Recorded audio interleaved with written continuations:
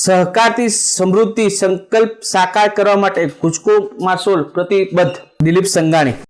મુખ્યમંત્રી ભૂપેન્દ્ર પટેલની અધ્યક્ષતામાં ગુજકો માસોલની 64મી વાર્ષિક સાધારણ સભા યોજાઈ હતી. આ પ્રસંગે મુખ્યમંત્રી ભૂપેન્દ્ર પટેલે જણાવ્યું હતું કે વડાપ્રધાન શ્રી નરેન્દ્ર મોદીના દ્રષ્ટિવંત અભિગમથી દેશમાં આઝાદી પછી પ્રથમવાર અલાયદું સહકાર મંત્રાલય શરૂ કરવામાં આવ્યું છે.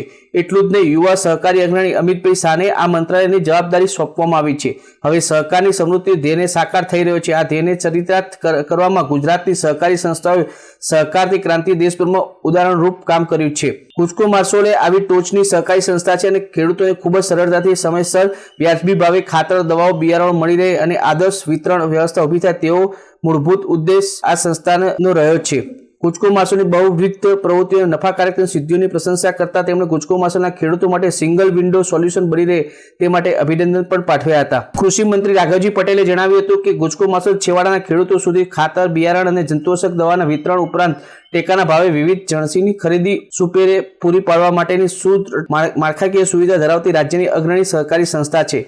ખેડૂતોની ઉન્નતિ માટે રાજ્યના સરકારના પ્રયાસોમાં ગુજકો માસોલ હર હંમેશા સરકાર અને ખેડૂતો પડખે રહે છે. વડાપ્રધાન નરેન્દ્ર મોદી અને કેન્દ્રીય સહકારિતા મંત્રી અમિત શાહના સહકારથી સમૃદ્ધિના મંત્રને સાકાર કરવા માટે ગુજકો માસોલ ખરા અર્થમાં સાકાર કરી છે. તેમણે કહ્યું છે કે વાર્ષિક 10,000 કરોડથી વધુ ટર્નઓવર અને સરકારના ધોરણે અનુસાર 20% જેટલું ઊંચું ડિવિડન્ડ આપીને આજે ગુજકો માસોલ રાજ્યની એક મહત્વપૂર્ણ સહકારી સંસ્થા પણ બની છે. ગુજકો માસોલના અધ્યક્ષ દિલીપ સંઘાણીએ જણાવ્યું હતું કે ભારત સરકાર અને રાજ્ય સરકાર દ્વારા સહકાર ક્ષેત્રના વિકાસ માટે લેવાયેલા વિવિધ પરિણામલક્ષી નિર્ણયોને પરિણામ આજે ગુજકો માસોલ સંસ્થાના સભાસદોને 20% સુધીનું ડિવિડન્ડ પૂરું પાડી રહી છે. એક સમયે ગુજકો માસોલનો વાર્ષિક નફો 5 કરોડ હતો, જ્યારે આજે 14 કરોડ જેટલો માતબર ઇન્કમ ટેક્સ પણ ભરે છે. મુખ્યમંત્રી ભૂપેન્દ્ર પટેલના દિશા નિર્દેશ હેઠળ ગુજકો માસોલ દ્વારા રાજ્યમાં વન ડિસ્ટ્રિક્ટ વન કોપ અંતર્ગત દરેક જિલ્લામાં એક પ્રોસેસિંગ યુનિટ પણ શરૂ કરવામાં આવનાર છે. ગુજકો માસોલે ગુજકો એટલે કે ગુજરાત કોઓપરેટિવની નવી બ્રાન્ડનું રજીસ્ટ્રેશન પણ કરવામાં આવ્યું છે. ખેડૂતોની સમૃદ્ધિને સુનિશ્ચિત કરવાના યાદીમાં સખી મંડળો, સેલ્ફ હેલ્પ ગ્રુપો, સહકારી મંડળીઓ અને એફપીઓને પણ સામેલ કરવાનું લક્ષ્ય રાખવામાં આવ્યું છે.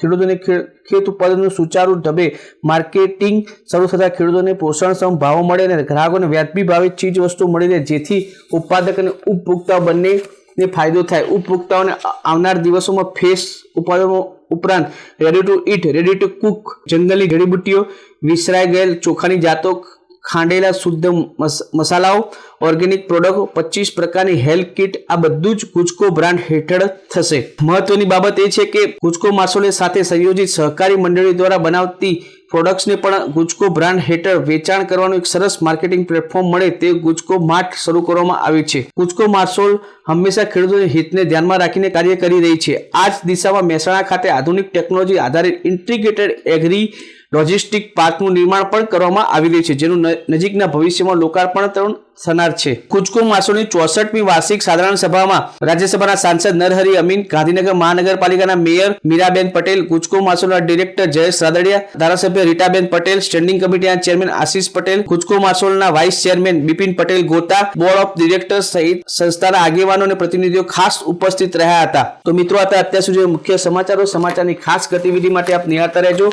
S live news bulletin. નમસ્કાર.